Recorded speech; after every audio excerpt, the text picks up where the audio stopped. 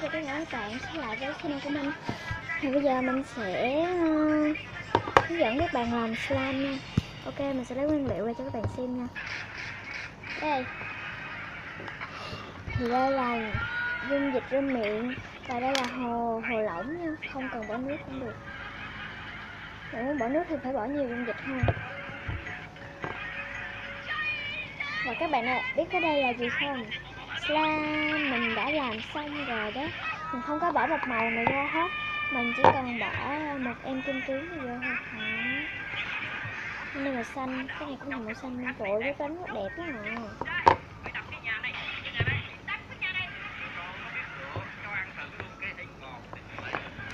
Ok, để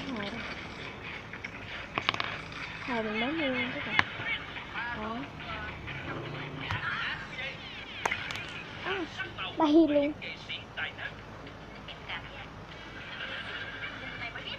Như nước luôn.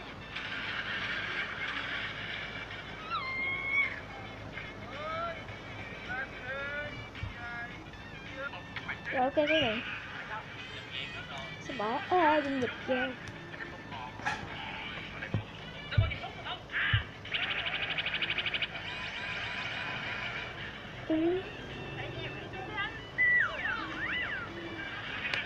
Rồi xong.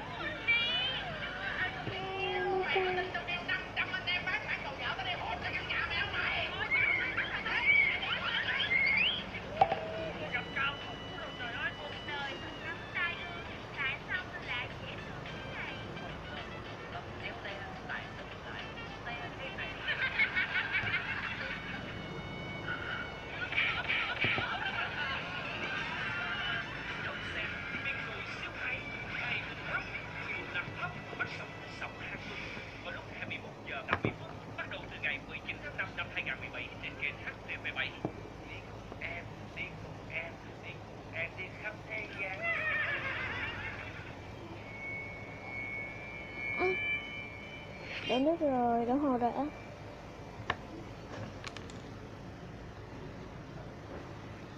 Đây là lần thứ 3 mình làm slime. Thứ tư chứ, các bạn, thứ tư.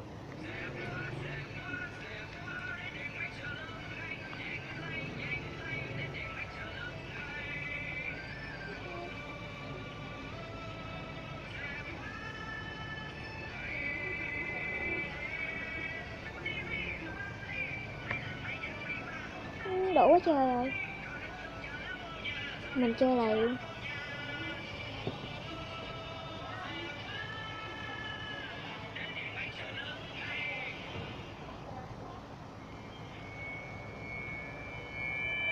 Các bạn có thấy đổ là rất uổng không các bạn? Nên mình lấy mình làm slime luôn. Oh my god. Trời, hột ta đùng luôn.